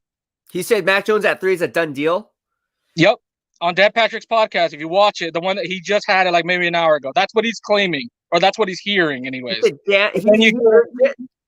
Dan Patrick said that he got a text from someone in Santa Clara saying that Mac Jones is going to be the pick at number 3. Yeah, that's what I just saw on Twitter. Yeah, that someone told him. Someone told him that that's the deal. He's not confirming anything. He's just saying what he's hearing. I can hear a lot of stuff too. Yeah, that's what I'm saying. Like I saw smoke screens. It's the same thing. Like, and then also back to when you were talking about I saw someone commented that Mike Shanahan was at Justin Fields' pro day. He was. So was Adam Peters, and so was Rich Scangarello, our quarterback coach. They were all there at Justin Fields' pro day. And from what I understand, Mike Shanahan and Scangarello were at Trey Lance's pro day. Okay, and no one talked about that until after the trade happened. With Trey Lance, anyways. Interesting that you point that out. So I think that's a huge smokescreen. You don't trade up from 12 to 3 to get a guy like Mac Jones. I'm sorry. Yeah, you don't. I agree with you. And everyone knows I'm a huge Alabama Roll Tide fan. Yeah. And even I say Mac Jones should not be the pick by the 49ers at number 3. You just don't do that. It's a huge smokescreen because, one, why would this come out right now? I mean, they hold favorable draft position, and it's not like one of the 2 teams drafting before them are going to select Mac Jones or in the discussion. So why would you try to pump it up like you're going to draft Mac Jones? I mean, if that was really the case, you would just stay quiet all the way through. So why are you trying to pump up draft value at number 3? Maybe they're saying, hey, look, like maybe we shouldn't have gave up all that draft capital for a guy at 3 that maybe we can move back and still get a guy like Mac Jones. Maybe they're driving it up. I don't know. Because listen, GM Chris Greer was very smart for the Miami Dolphins. He traded from where he was at 3 to 12 with the 49ers and then moved back up to 6. But then set himself financially successful for the foreseeable future because now he has 5 first-round draft picks in the next 3 drafts, including this one. Wouldn't it be a smarter play for the 49ers if in fact Mac Jones was their guy, that they traded in that range and gave up less draft capital to mortgage their future? If in fact that was the case. Like, not to cut you off, the only rumor that we've heard since the Senior Bowl was that the Panthers are hiring Mac Jones. Why didn't the Niners just trade in front of the Panthers if Mac Jones was the pick the entire time? The reason why I think, like you've been saying, it's 2-3 is because I'm pretty sure Falcons like Lance or Fields. Right. They had to get in front of the Falcons. That's the way I see it. Right. And look, if I'm again, I like thinking like the GM, and you have to know every GM's biases. That's why I cover all 32 because I think it's funny when all these other people who just cover one specific team try to talk about other teams, and they really don't know what they're talking about. No offense to them, but they're not going to do some of these different things. Terry Fontenot, the GM of the Atlanta Falcons, right, coming from the New Orleans Right. Saints. Let me tell you something about him. He will draft the best player available because ultimately he likes doing things based on the Ozzie Newsome tree by drafting the best player available, even Okay. though it's a strength on the team already. So if you're looking with that method of operation, my analytics tell me that if the top 3 quarterbacks are off the board, right, like let's say Trevor Lawrence goes number 1, which I think it's probably you could probably take that to the bank. Yeah. Number 2, there's some smoke screens now that are coming out that we don't know. we don't know. Yeah. Let's say for the sake of this podcast that they take Zach Wilson at number 2. At number 3, let's say the Niners take Justin Fields or Trey Lance, whoever, one of those guys, Mac Jones, whoever, one of those quarterbacks. At number 4, I don't think if Justin Fields and Zach Wilson are off the board, I don't think the Atlanta Falcons would go ahead and draft Trey Lance at number 4. Because again, best player available at number 4. My highest and number 1 ranked player on my big board, I'm going to bust this out later, but is Jamar Chase. And the funny thing about this is everyone's probably looking at this and saying, well, no, they already have Julio Jones and Calvin Ridley. Well, let me tell you something. Julio Jones when he's healthy, he's a top first team All-Pro player. When he's healthy. Calvin Ridley in the last year of his contract coming from Alabama. So it would be nice to get an insurance policy for both those players in case something happens to one of those players. Jamar Chase is the best player available, and you're mortgaging your future by getting a guy who can definitely be a first-team All-Pro for years to come on a 5-year contract. So that's why I think it's smarter to go ahead and go that route because, again, you can't get rid of Matt Ryan because of the dead money associated to his contract. Exactly. So He's you're still stuck there with for him another anyways. 2 years. Yeah. There you go. So, anyways, that's just my 2 cents. What else is on your mind as it pertains to your San Francisco 49ers? I love talking to you, bro. You're awesome. I love talking to you too. Love hearing your opinions. What else is on your mind? What else is on your mind? I mean, with free agency, it seems like they filled a lot of holes in their free agency. What position do you because number 3 is quarterback. Regardless, what's the second most needed position to you to draft in the second round? Probably like what's their? I still think offensive line, dude. I'm a firm believer. I wouldn't say edge rusher because again, this edge class is so weak sauce, bro.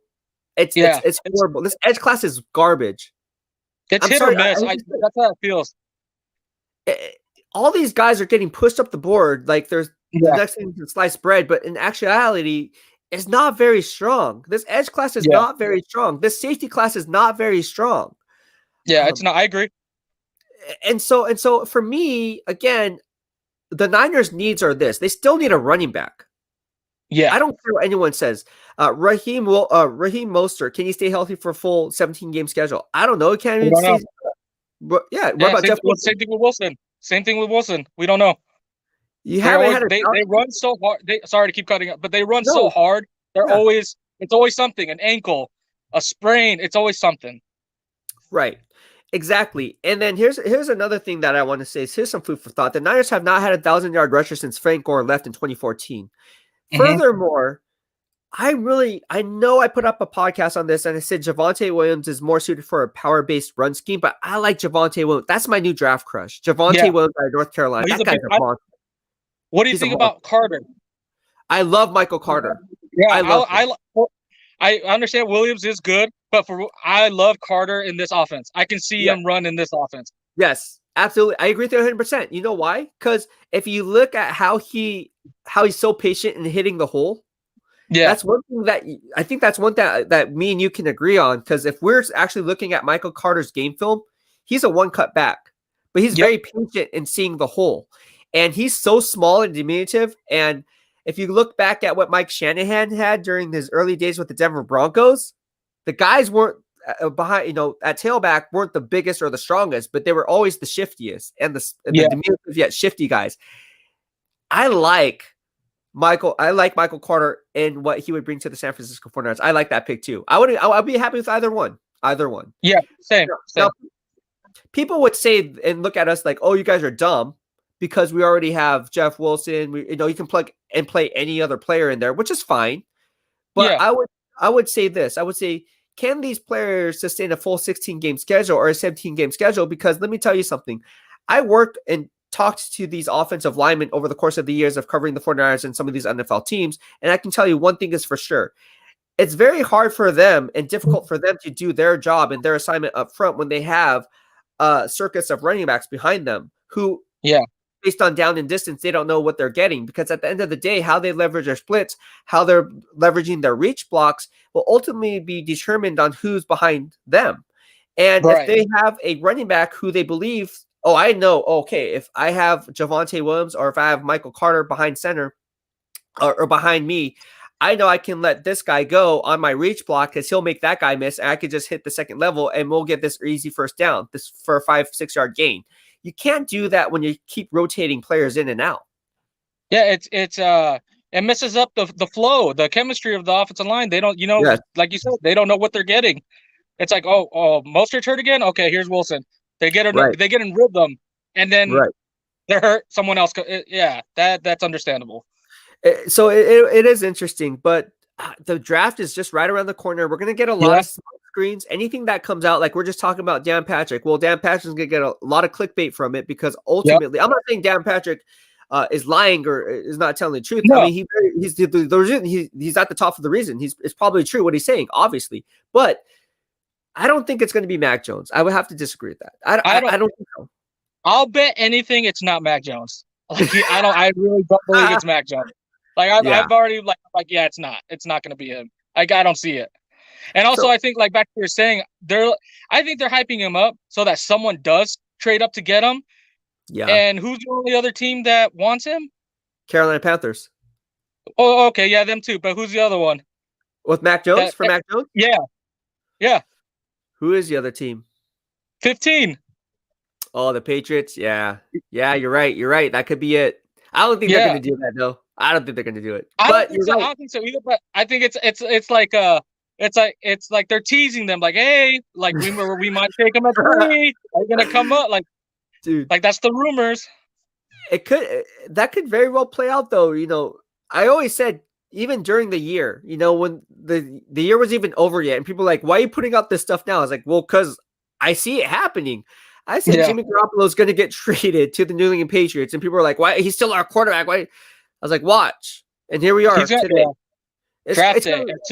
As soon as they pick whoever they're picking at 3, like you said, it's going to happen it's going to happen that weekend. He'll get traded. So too, right? You think he's going to get traded, right? Yeah, I think so too. And it's like everything you've been saying, like not to pray, it's true. They trade him, they free up money, they extend Fred. And then they have extra money to go get what other we need another edge rusher. Maybe they go get Clowney. I don't they have flexibility with Fields or with Jimmy's contract gone. Dude, because you saved $23.6 million at the end of the day. There's a reason why Fred Warner Sr., who's one of our biggest supporters here in the BEASTwriter family, chimes in on the podcast and the live stream. You guys see it. And the one I just did yesterday, my bold prediction said good stuff, Yeah. It just has to happen, though. It's like, and people were saying, I was saying Fred Warner was going to get traded. And people were laughing like, no, that's not what Ryan was saying. He was saying, don't be surprised if it does, though. Because it makes sense. Don't be surprised. Yeah, because it does make sense. Like, yes, we don't want that to happen, but it could have happened. It could have. It really could have. I'm hearing that Fred Warner is actually going to be in-house. Extended? Yeah. Yeah. But Garoppolo's kind of hurting that right now. Yeah. He's kind of hurt. That's just my opinion. That second part is my opinion, but it's kind of, I think everyone knows it, right? $23.6 million. It's there. That's Fred's money. It's Fred's money, right? So here's my next thing. Okay, if Jimmy Garoppolo was traded and they saved $23.6 million, where would you use that money in finding a free agent? Would it be the edge rusher? Would it be the offensive line? Honestly, it would have to depend on after the draft. Because I mean, there's a lot of good free agents still out there. I would wait to see what we do in the draft and then go based off that.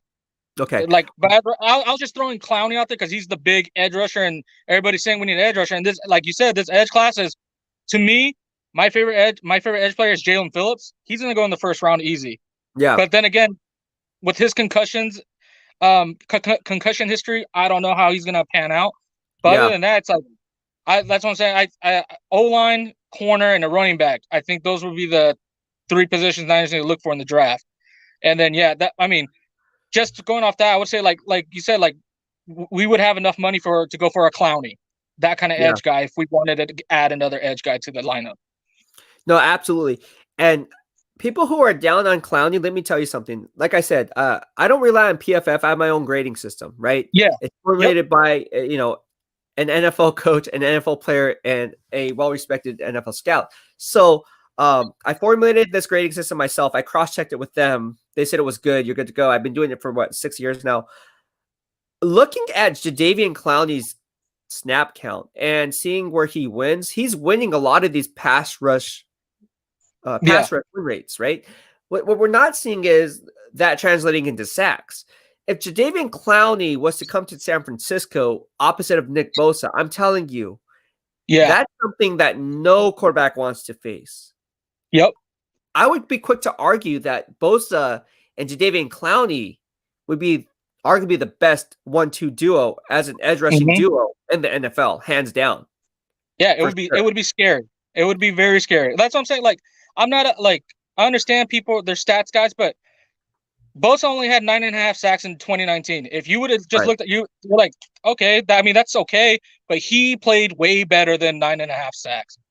It's about pressure, it's about tackle for loss. Like people just don't look at the sacks for edge guys and like, oh, he only got 9.5, or he only got 8 sacks. I don't see it that way. I agree with you 100%.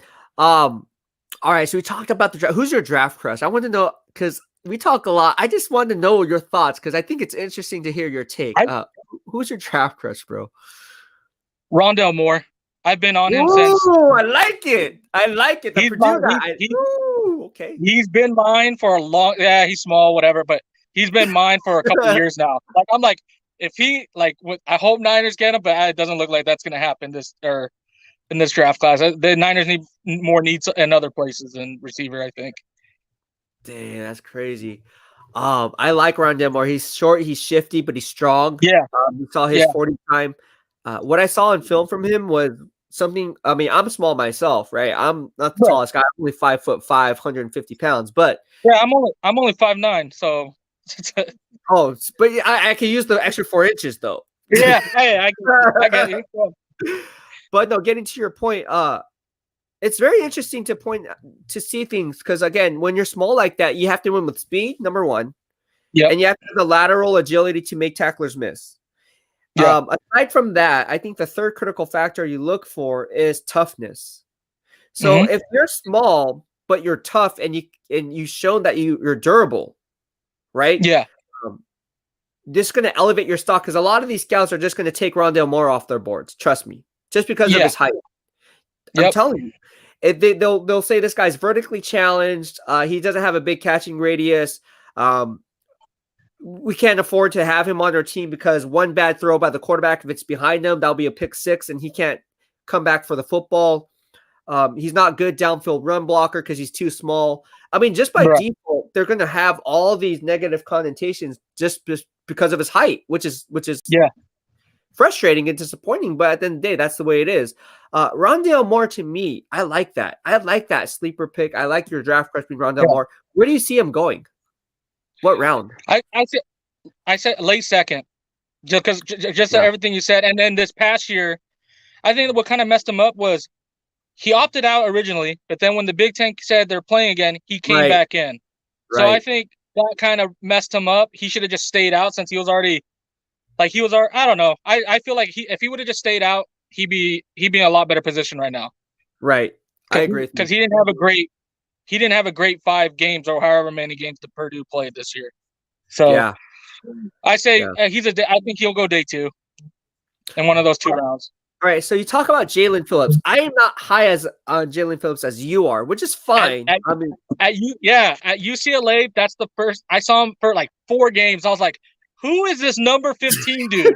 He is destroying the team. And then that's when I heard that he was transferring, and then he had to take a year off because of concussions. And then he did okay this past year at Miami. So I don't know. I've been following him. So he's he's just my guy. He's just your guy. Okay. My guy for edge rusher, my sleeper guy is Quincy Roche out of University of Miami. I like him. He's good. Yeah, he's good too.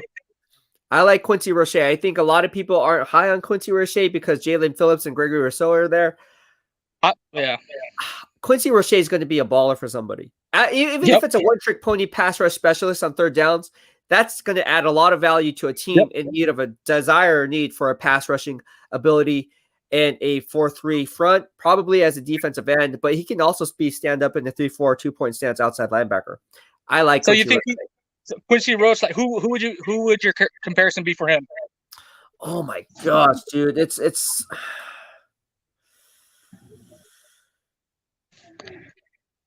tough, man. Because again, like if I was to compare him to somebody in recent memory, I can't say one. I can't put a pinpoint one.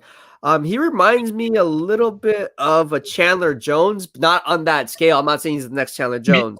Right. Man, Chandler Jones, someone who can legit play in a 4-3 or a 3-4 front, and who's able to get to the quarterback in a hurry, turns the corner, can convert the speed to power, has deceptive speed. Now he doesn't have the initial explosive get off that you would like off the snap. Right. But what he does is he wins early in the down with playing with sound leverage and knowing how to leverage his technique when trimming the corner and using the offensive tackle's momentum against him. These are things that you get coached up at the NFL level. He has that right now. So these, I would say, more so than anything, a poor man's Chandler Jones. Obviously, I'm not saying he's going to put up like freaking like 10, 15 sacks, but I mean, definitely a 6 to 8 sack guy for sure. Absolutely. Okay. Yeah, absolutely. Also, and last question about because if I remember correctly, that when you and me would talk during draft, I believe you were one of the first ones, even like with the McGlinchey year, 2018. Oh yeah, 2018. You were the only one. It was like 2 weeks before the draft, and everybody's like, "Oh, I don't remember who everybody was projecting the Niners to get." But then you were like, "I'm here, Mike McGlinchey," and everybody's like, "No," like that was not happening. It was if I remember correctly, you said Colton Miller or McGlinchey that they're going to take a tackle because of Trent Brown. Mm-hmm. No one believed you, and it happened. So I'm saying, like this year, if you hear anything about the QB, are you going to straight up and come on here and tell us, or are you going to keep it close to the vest until closer to the draft? Depends. Like my sources I keep my sources very tight knit, right? So like when I hear things, obviously credibility is one thing, but then also having integrity is another. So when people tell me things in confidence, I won't say it, right? I won't bring it out. But if they're giving me the green light, hey, you can kind of run with it. Just use then I'll go with it. I will say this. I do think it's interesting that the 49ers have not extended Fred Warner yet. Yeah. I do think that's interesting. Now, again, I'm hearing that it's going to happen, but at the end of the day, talk is cheap. Why hasn't it happened yet? And it's my job because I want Fred Warner to stay in San Francisco. You guys know I'm his biggest supporter. You know I'm his biggest supporter. His dad knows that. I want him to stay too. Yeah, I want him to stay. His dad's chill too. Yeah, so it's just like at some point, it's just like, like you have the money, what's the point? And people say, oh, we're going to wait till after the season, but you don't want to do that because what? You're going to franchise tag Fred? What if he wants to hold out? Well, or what if, I'm hoping that what if he gets another first team All Pro? You don't think he's going to up his value? He's going to want more? Oh, I don't know. Wait? You think so? Would you want more? Yeah, I would want more. That's what I'm saying. So why wait? Dude. That doesn't make sense either. It doesn't. But ultimately, I think it's going to get worked out. That was my bold prediction. I'm sticking to it. But gosh, it's going to be tough because, again, that 2018 draft class is going to help reset the market at the inside linebacker position with Roquan Smith. He's playing out a first-team All-Pro migrating system. Chicago Bears, you have Tremaine Edmonds. You have Darius Leonard, who was drafted in the 3rd round. He's going to be doing a front-loaded deal. So why not re-sign the best middle linebacker today? Because otherwise, you'll be buying first services tomorrow. You don't think it's that they don't have enough right now and they're waiting to trade Jimmy so they can do it? I don't know how the cap works like that. No, you're fine. No, that could definitely play out. That's definitely a possibility, and that's what I'm hearing. That could be. That's probably one of the reasons why is cap issues. But that's why I said it's better to trade Jimmy Garoppolo now. I mean, if he's dead weight now, why hold him for one more year? The only reason, let me tell you something. The only reason why the Niners are holding on to Jimmy Garoppolo for one more year is because it gives you fans hope that, hey, our season's not lost. By you wiping your hands clean with Jimmy Garoppolo, you're telling the organization and telling the fan base, hey, this is a rebuild mode. We're not in a rebuild position. I'm not saying we're in a rebuild mode as in we're starting fresh, starting all over again. But what I'm saying is, don't think we're going to go to the Super Bowl like we did in 2019. We might go to the playoffs, maybe, but that'll be the years to follow. They don't want to do that because they lost so much money during COVID, just like every other NFL team. It would put, from a business financial standpoint, it would put the 49ers in a financial strain if they did that and went ahead and traded Jimmy Garoppolo, and then now they're left with nothing, and then the fan base is going to the games like, dude, this is what we're, you know what I mean? And then you guys are 3-7, 4-12, whatever the case may be. So the whole one more year thing is also for leverage for Jimmy Garoppolo. If he does do well, then John Lynch and Kyle Shanahan can be like, oh yeah, we wanted him for one more year. We knew he was our quarterback. Yeah, they're covering their tracks right now. It's like this, dude. It's like you're on the fence, walking this line fence. Just stick to your guns. And that's why I think it's funny that when anything that Kyle Shanahan or John Lynch say, like a lot of Niner fans take that to heart, like it's fact, like it's gold, and it's not. When we talk about Mike McGlinchey, I asked asked GM John Lynch in his presser. It's on Twitter. It's on my Instagram. It's on YouTube. I said, hey, because I knew there wasn't very many Pro Bowl players in that draft class. I say, hey, you guys have to project how many Pro Bowl players are coming out of each draft, right? Yes. How many do you have on your board? And he's like, dude, like you can tell he was stuck. Yeah. Because I knew he was going to reach for Mike McGlinchey. That's why I asked that question. Yeah. And so when he told me, he said, we have probably around 12 Pro Bowl players, 12, 15 Pro Bowl players. And he drafted Mike McGlinchey at number 9. Yeah. He just told me that he reached for need, diminishing the value of the pick because he needed a right tackle. Mm-hmm. So don't tell me these foundational core players who you love and you want to retain your homegrown talent like DeForest Buckner, who gets shipped off to the Indianapolis Colts, that the same can't happen with Fred Warner. I'm not saying it's going to happen. Just don't be shocked if it does. And that's why, you know what I'm saying? So that's why fans like you here in the BEASTwriter family can put things in perspective because of the fact, like, hey, look, like, you have a brain. We all have brains. Like, just don't take it for face value because at the end of the day, it's like actions speak louder than words. That's all I got to say. But okay. One thing. Percentage, how confident are you that Fields is the pick at 3 as of now? This is my last question, and I'll let you go because I know you got a bunch of other fans that want to talk to you. No, you're fine. You're fine. Geez, I like thinking long and hard about each question because I don't just like, shoot. It all depends if Zach Wilson is off the board, obviously. Are we assuming Zach Wilson's off the board? One Lawrence, 2 Wilson. That's what I'm saying. So, how confident or?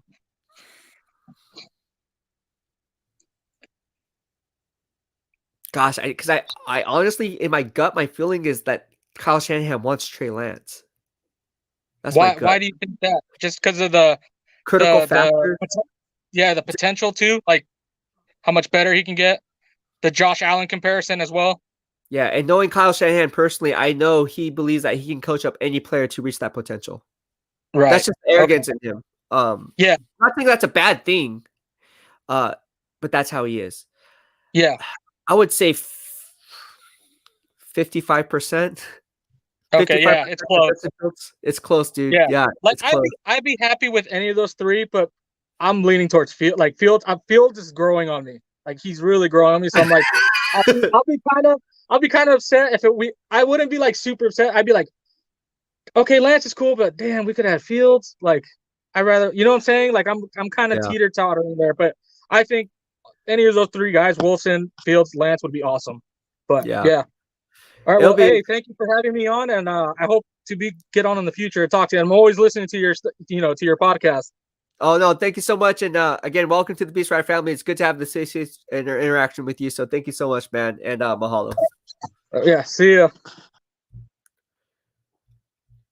All right, so we are we're almost at 2 hours. This is cool. So again, if you guys want to chop into the live stream, just go ahead and do that. There's a live call in right here. Just go ahead and thank you so much for hopping on to the live stream. That's a lot of fun.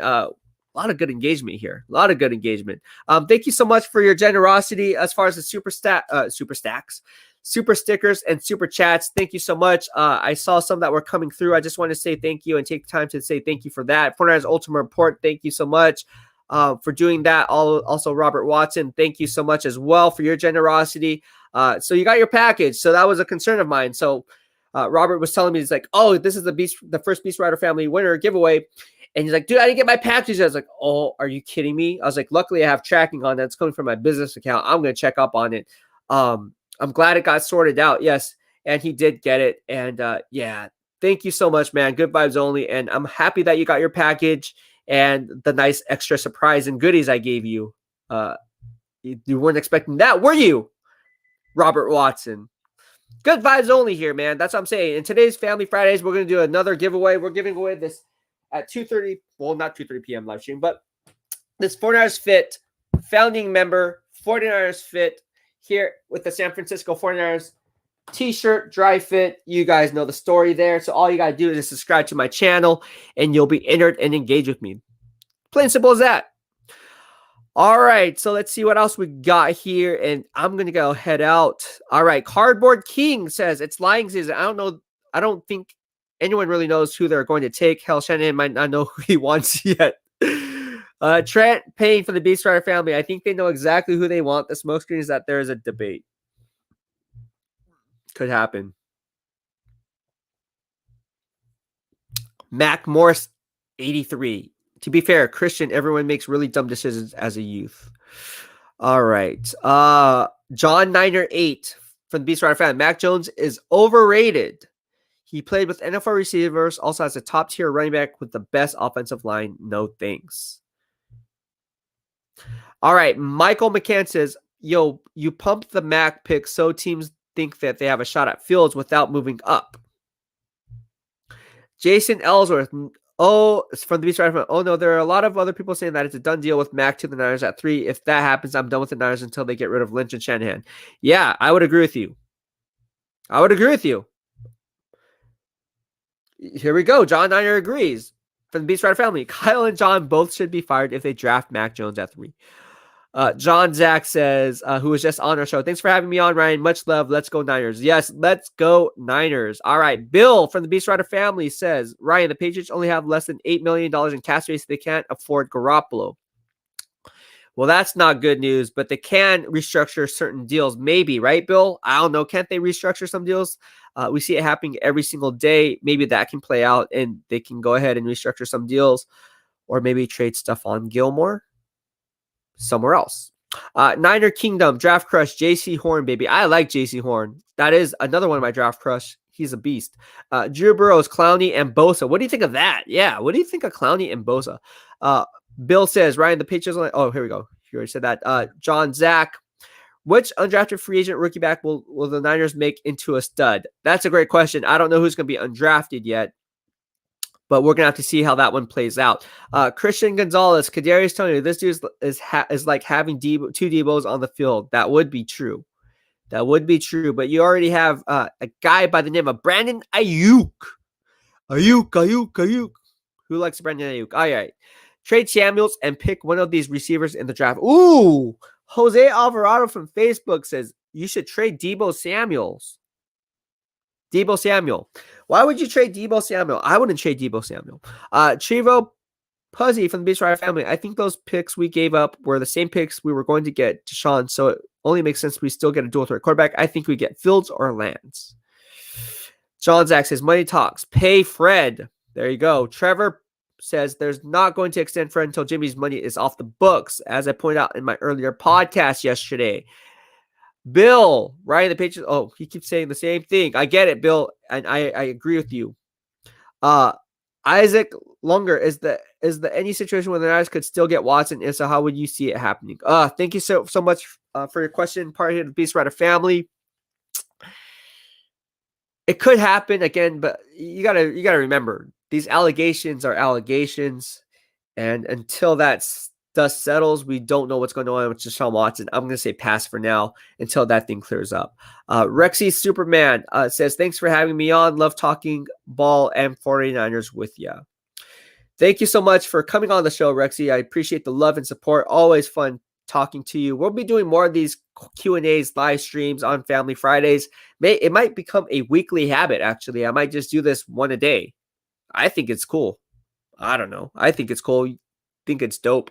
Robert Watson says, needs that shirt. All right. All right. Well, I think that's going to be it for now. I'm going to go ahead and got to get ready for the gym. Obviously, got to get my workout in. So thank you so much for tuning in to our first Q&A Family Friday show where you, the BEASTwriter family, gets to chime in and talk to the Beast. Had a lot of fun engaging with you guys and talking all things NFL as it pertains to your San Francisco 49ers, your New England Patriots, Pittsburgh Steelers, whatever the case may be. So thank you so much. And again, without you guys, I wouldn't be in the position I am today. We are doing Family Fridays, of course. We are giving away this 49ers Fit, Dry Fit 49ers t-shirt. So just be sure to subscribe to my channel and join the BEASTwriter family here where social media engagement is encouraged. So you'll be entered to win this t-shirt. All right. Thank you so much for tuning in. Mahalo. Have a good day. And BEASTwriter is out. Peace.